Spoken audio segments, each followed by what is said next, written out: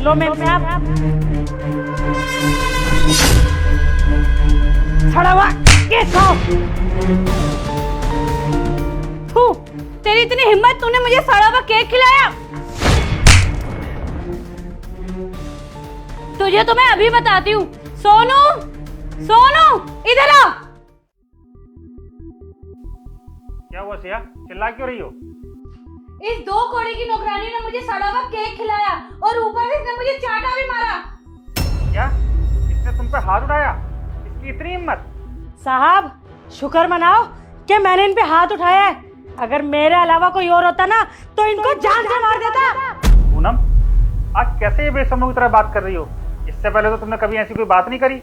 साहब मैं आपके और मेम साहब की ना बहुत इज्जत करती हूँ, लेकिन आज जो मुझ पे बीती है ना वो सिर्फ मैं ही जानती हूँ। पूनम, पर आज ऐसी कौन सी बात हो गई जो तुमने सिया पे हाथ उठाया?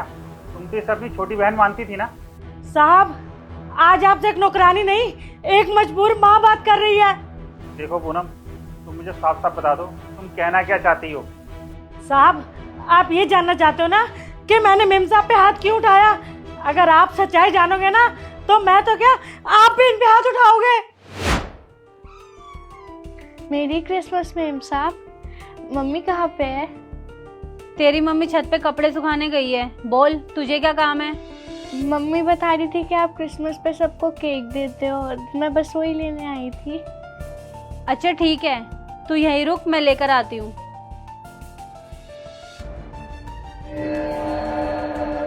ये ले। मेम साहब बाहर का केक, मम्मी तो बता रही थी कि आप घर पे बनाते हो। घर का केक नहीं है क्या मेम साहब? तुम गरीबों के भी कितने नखरे होने लग गए हैं। बेटा तुम गरीब हो, तुम सड़ा गला जैसा भी खाओगे ना तुम्हें सब पच जाएगा। तो तुम बेफिक्र होके खाओ, तुम्हें कुछ नहीं होने वाला। मेम साहब लेकिन मैं अगर बाहर का कुछ खाती हूँ तो मेरा पेट खराब हो जाता है, मुझे दिक्कत होती है। डॉक्टर ने मुझे मना करा है बाहर का खाने को। आप इसकी जगह मुझे कुछ और दे सकते हो मेम साहब? मेम साहब इसमें से तो थोड़ी बदबू भी आ रही है, आप मुझे कुछ और दे दो इसकी जगह, मैं ये नहीं खा पाऊँगी। मुझे तो मम्मी ने भी इसे खाने को मना करा है और डॉक्टर ने भी मना कर रखा है। अबे ओ, मेरे पास ना और भी बहुत काम है। तेरे को देने के लिए मेरे पास यही केक है। खाना है खा, नहीं तो निकल यहाँ से। ठीक है मैम साहब।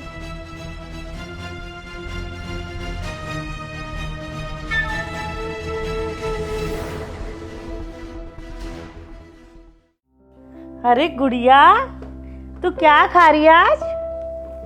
केक। ओहो मेरे को भी दे दे। नहीं मैं खाऊंगी। कहाँ से लाई है? वो वाली मेम साहब ने दिया था, आप कहते हैं जो केक देती है। अच्छा अच्छा। लेकिन मुझे एक बात समझ में नहीं आई, आपने कहा था कि वो घर पे केक बनाती है, तो उन्होंने तो मेरे को ये देखो बाहर का केक दिया है, देखो बाहर वाला। कोई बात नहीं बेटा, वो भी तो क्रिसमस मनाते हैं ना। मेरे को तो दे दे थोड़ा सा। मम्मी मुझे पेट में दर्द हो रहा है, मुझे डॉक्टर के पास ले चल। क्या खाया तूने ऐसा? इस केक में से बदबू आ रही थी, मैंने मेम साहब को कहा था, उन्होंने कहा तुम्हें सब पच जाएगा, तुम भी खा रही हो। मुझे डॉक्टर पे ले चलो मम्मा। हाँ बेटा चल, कि मैं पहले डॉक्टर पे लेके जाऊँ। चल चल चल आजा। क्यों मेम साहब, तकलीफ हो रही है ना आपको? बदबू आ रही है ना सड़ा हुआ केक खाने से?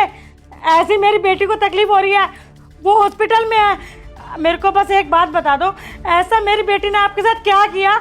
उसने आपका क्या बिगाड़ा था जो आपने उसको ये सड़ा हुआ केक दिया? अच्छा सुनो, सारी तैयारी ना अच्छे से हो गई है, डेकोरेशन भी हो गई है, और जो तुम केक लेकर आए हो ना उनमें से एक केक ना खराब है। क्या खराब है? पर मैं तो आज ही लेके आया हूँ। हाँ हाँ, उसमें से ना बहुत गंदी बदबू आ रही है। शायद वो एक केक ना एक्सपायर्ड है। तुम एक काम करो, उसे शॉप पे जाकर चेंज कराया हो। देखो सिया, अब हमारे पास बिल्कुल भी टाइम नहीं है कि मैं केक वहाँ जाकर चेंज करा कर लेके आऊँ। अगर वो ख़राब है तो एक काम करो, उसको फेंक दो।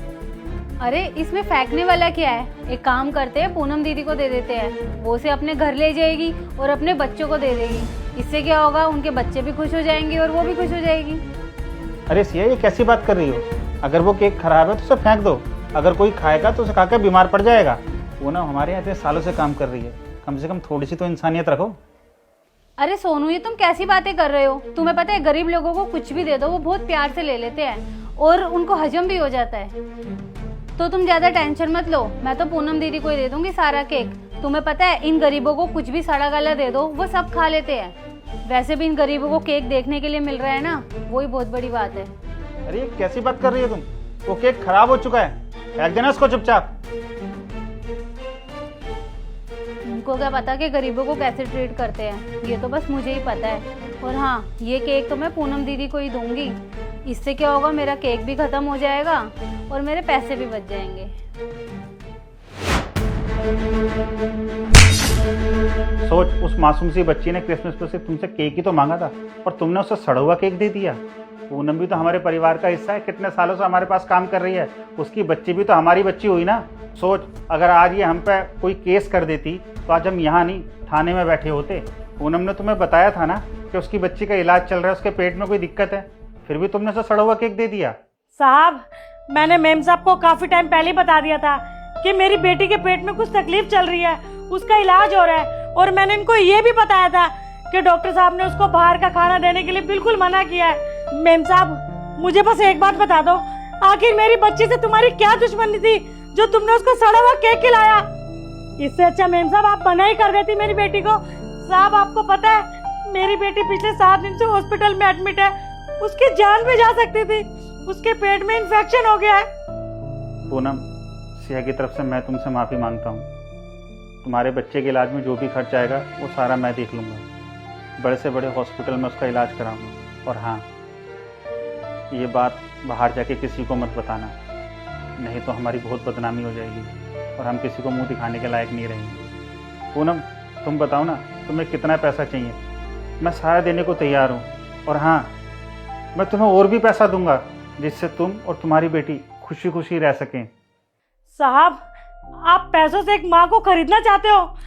आपको पता भी है एक गरीब के लिए उसका परिवार ही सब कुछ होता है। और मेम साहब ने इतनी घटिया हरकत करके मुझसे मेरे परिवार को छीनना चाहा।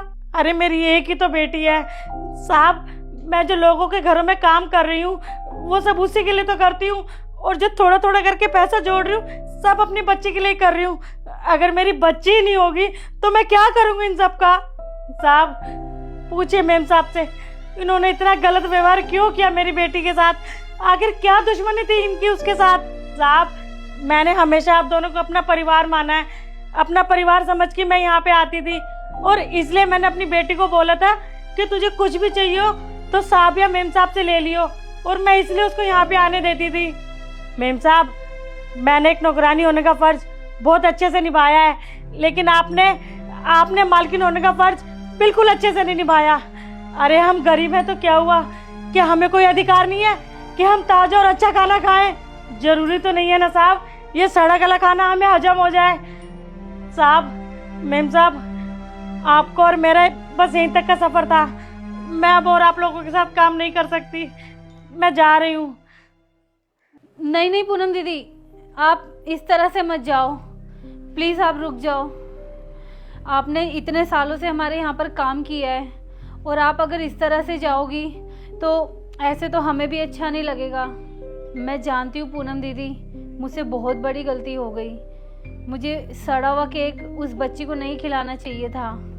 और गुड़िया ने मुझे कहा भी था कि केक में से उसको बदबू आ रही है, उसको ये केक सही नहीं लग रहा है, पर मैंने ही उसको ये कहकर ज़बरदस्ती खिला दिया कि तुझे ही वहम हो रहा होगा, तू इसको खा ले, ये एकदम सही है।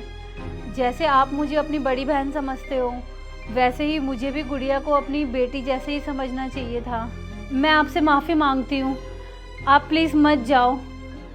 सोनू आप ही कुछ बोलो ना, प्लीज़ आप ऐसे मत जाओ। मुझसे जो गलती हुई है उसके लिए मैं बहुत शर्मिंदा हूँ, और आप तो मुझे अपनी छोटी बहन समझती हो ना, अपनी छोटी बहन को माफ़ नहीं करोगी क्या? प्लीज़ आप मुझे अपनी छोटी बहन समझकर एक आखिरी मौका दे दो। पूनम, रुक जाओ, तुम ऐसे मत जाओ, नहीं तो हम कभी अपने आप को माफ़ नहीं कर पाएंगे और ज़िंदगी भर सिर्फ एक ही अफसोस रह जाएगा कि हम तुम्हें रोक भी नहीं पाए।